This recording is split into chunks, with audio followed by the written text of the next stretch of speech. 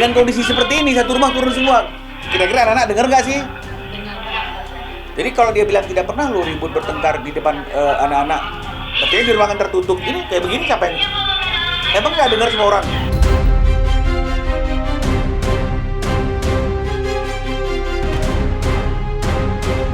Buktikan kalau memang Ruben selingkuh. Emangnya sekarang ada nih ceritanya Ruben itu setelah bercerai terus dekat dengan orang lain. Kan kemarin kita sudah bilang, Ruben itu juga salah satu endorse tempat tidur, kasur. Jadi akhirnya bicarain kasur, nanti dibilang kasur-kasur pun pengacaranya diomongin loh. Ini kan dalam proses pembuktian yang ada relevansinya.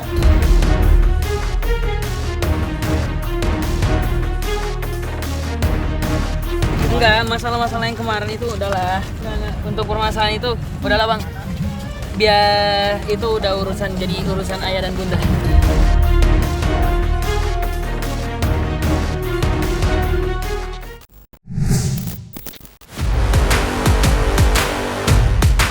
Semakin kesini, konflik antara mantan pasangan Sarwindah Tan dan Ruben Onsu justru kembali memanas.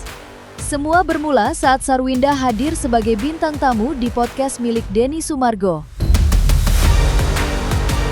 Di sana, mantan personel Ceribel ini akhirnya buka suara dan memberikan klarifikasi terkait berbagai persoalan yang selama ini ramai diperbincangkan, termasuk soal hubungannya dengan sang mantan suami. Namun siapa sangka, pernyataan Sarwindah justru kembali memicu polemik baru. Terlebih, belum lama ini kuasa hukum Ruben, Minola Sebayang, ikut angkat bicara dengan menunjukkan sejumlah bukti yang dinilai bertolak belakang dengan apa yang disampaikan Sarwindah dalam podcast tersebut. Salah satunya mengenai pengakuan Sarwindah yang membantah pernah bertengkar dengan Ruben di depan anak-anak mereka. Untuk menanggapi pernyataan itu, Minola pun tak sekadar memberikan bantahan. Di hadapan awak media, ia bahkan memperlihatkan sebuah video yang disebut menjadi bukti terkait apa yang sebenarnya terjadi di antara keduanya. Yang dikatakan bahwa dia nggak pernah ribut-ribut di depan anak-anak. Dia nggak mau ribut-ribut yang artinya seluruh keluarga besar tahu, betul ya? Nah, dan karena dia ada etika, betul ya? Nah, jadi coba mau video nih, ini untuk pembuktian loh ya, bukan ada maksud untuk melanggar etika ya. Tuh, satu rumah tahu tuh, Ruben dimarah-marahin nih. Gara-garanya nggak usah, ntar mulai bahas. Iya, kan dia kan bilang kan bahwa tidak pernah ribut sama Ruben di depan anak-anak. Jadi anak-anak tidak pernah melihat dan mendengar, kan begitu. Makanya ditunjukkan pada waktu pernikahan. Dengan kondisi seperti ini, satu rumah turun semua. Kira-kira anak-anak dengar nggak sih? Jadi kalau dia bilang tidak pernah lo ribut bertengkar di depan anak-anak, artinya di ruangan tertutup ini kayak begini siapa yang emang nggak dengar semua orang? Ya saya nggak tahu konteksnya, tapi kan yang ingin saya sampaikan bahwa kan nggak benar lah, ya buktinya tuh berani tuh ribut-ribut tidak sampai satu rumah tuh dengar gitu. Kan kalau memang dibilang saya nggak mau dong bertengkar, apapun konteks pertengkarannya, dia kan nggak mau anak-anak tahu, anak-anak dengar. Kan itu kan kemarin yang poinnya loh. Dengan kondisi seperti ini, kira-kira cocok nggak sih situasinya? Ya itu yang kami mau sampaikan dan mohon maaf sekali lagi kalau misalnya kemudian dalam rangka kami ingin membuktikan tuduhan-tuduhan atau pernyataan-pernyataan yang kami anggap itu merugikan kepentingan hukum klien kami harus mengangkat fakta-fakta dan bukti-bukti yang mungkin tidak disukai oleh orang yang merasa itu tidak seharusnya dibuat. Tak hanya soal pertengkaran di depan anak, dalam podcast bersama Denny Sumargo, Sarwindah juga sempat mengungkap satu hal yang tak kalah mengejutkan. Ia mengaku pernah menaruh curiga jika Ruben melakukan perselingkuhan. Kecurigaan itu bermula ketika Sarwindah mengetahui adanya pengiriman sebuah kasur baru yang disebut-sebut berkaitan dengan Ruben. Rasa penasaran pun muncul. Sarwindah lantas berusaha mencari tahu sebenarnya dari mana kasur tersebut berasal dan untuk apa dikirimkan. Namun, cerita itu langsung mendapat bantahan dari pihak Ruben. Melalui Minola Sebayang, tudingan tersebut dibantah keras. Menurutnya, kasur yang dimaksud sama sekali tak ada kaitannya dengan dugaan perselingkuhan. melainkan merupakan bagian dari endorsement yang diterima Ruben sebagai bentuk kerjasama promosi. Minola pun meminta agar dugaan perselingkuhan tersebut dibuktikan jika memang benar-benar memiliki dasar. Buktikan kalau memang Ruben selingkuh. Emangnya sekarang ada nih ceritanya Ruben itu setelah bercerai terus dekat dengan orang lain. Kan kemarin kita sudah bilang, Ruben itu juga salah satu endorse tempat tidur, kasur. Jadi akhirnya bicarain kasur, nanti dibilang kasur-kasur pun pengantarnya diomongin loh. Ini kan dalam proses pembuktian yang ada relevansinya. Kan Ruben kan endorse kasur. Makanya kita bilang kasur yang ada di kamarnya yang sekarang itu yang kemarin dipakai untuk pijit-pijit. Itu juga endorse-nya Ruben. Jadi kalau misalnya kemudian sebagai dia endorse kemudian dia dapat kasur dan karena sudah pindah, karena sudah pisah pun kasurnya atau rumahnya lagi dibangun renovasi, kasurnya itu di tempat, apa kaitannya dengan selingkuh gitu? Karena saya sudah bilang loh, sebelum ada isu selingkuh, sebelum ada isu ada kasur, kan saya sudah bilang dia endorse kasur, betul nggak? Betul kan? Jadi kan nggak ada dusta di antara kita kan, begitu artinya. Jadi kalau kenapa dibilang selingkuh? Buktikan dong kalau memang dia selingkuh. Karena kalau suatu tuduhan yang tidak dapat dibuktikan itu fitnah. Dan sekali lagi, kita ini kan persoalannya kan mengenai masalah anak yang tidak bisa berkumpul bersama Ruben. Kok larinya ke selingkuh, dugaan selingkuh. Itu kalau pas atau masalah perceraian, oke, kan gitu artinya. Ini kan sudah lewat masanya gitu. Apalagi memang itu tidak bisa dibuktikan. Masa gara-gara Ruben ada dapat kasur dari orang yang mengendorse dia, terus saya menduganya dia selingkuh. Ini kan kejauhan. Tak berhenti sampai di situ, Minola Sebayang sebagai kuasa hukum, Ruben juga ikut geram dengan munculnya isu lain yang menyeret nama kliennya. Kali ini, Ruben disebut-sebut terlibat dalam pinjaman online yang kemudian dikaitkan dengan kabar kedatangan debt collector ke rumah Sarwendah. Tudingan tersebut rupanya membuat pihak Ruben merasa keberatan. Minola pun mempertanyakan dasar dari munculnya isu tersebut, terlebih ketika nama kliennya seolah dikaitkan dengan persoalan utang yang sama sekali belum terbukti kebenarannya. Bagi Minola, jika memang ada tudingan yang diarahkan kepada Ruben, tentu harus disertai dengan bukti yang jelas.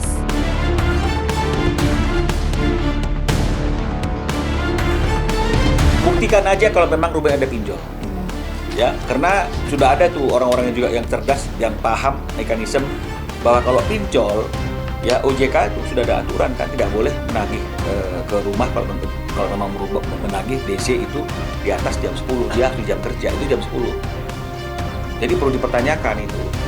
Ya, tapi yang pasti ngapain Ruben pinjol kalau dia bisa pinjam ke bank gitu. Ya, jadi itu yang perlu kami sampaikan gitu. Dan kalau memang misalnya dia yang pinjolnya Ruben misalnya datang ke rumahnya dia, kan berarti kan pinjolnya kan sekarang nih. Kan kemarin nggak ada pinjol, ya berarti sekarang nih pinjolnya setelah berpisah. Kan nggak mungkin juga Ruben memberikan alamat rumah Cilanda. Dan debt collectornya nggak lihat berita.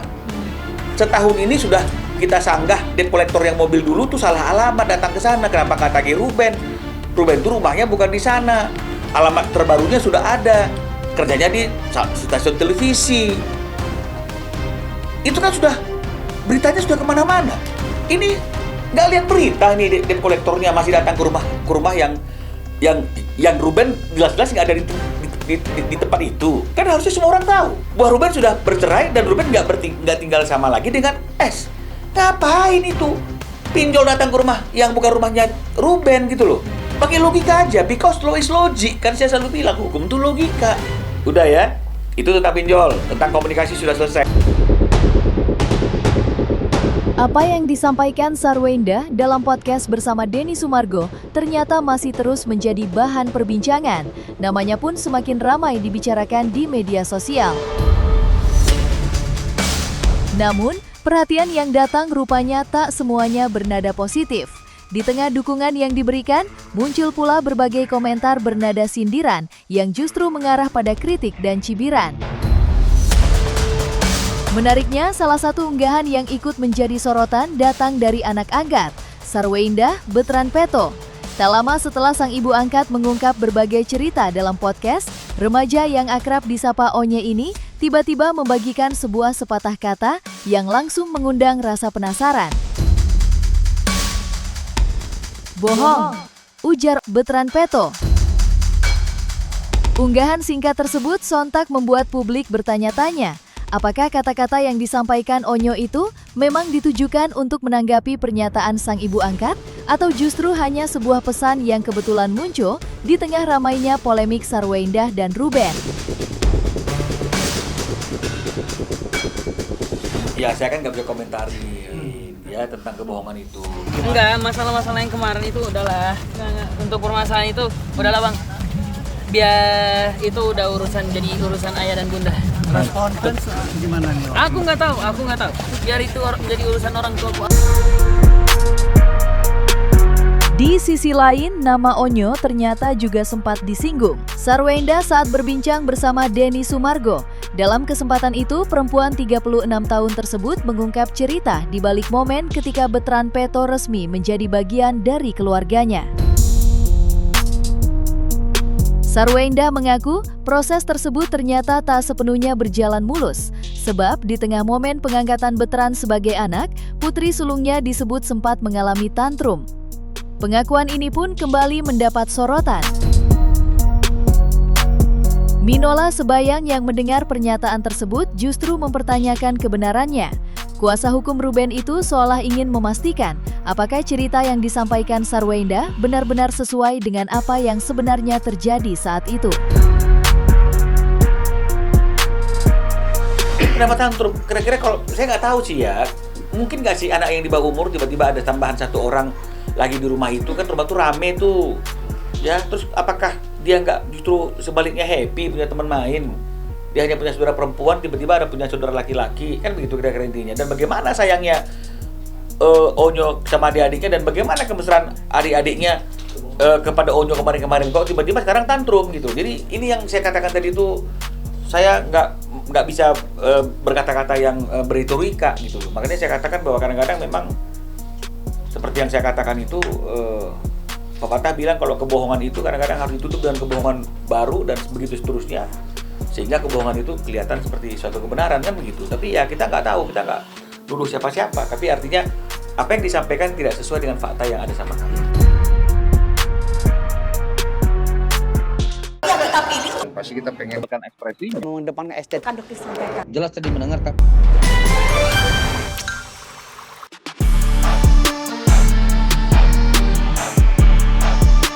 Dan jangan lupa untuk like, subscribe dan juga share channel YouTube Cumi Cumi.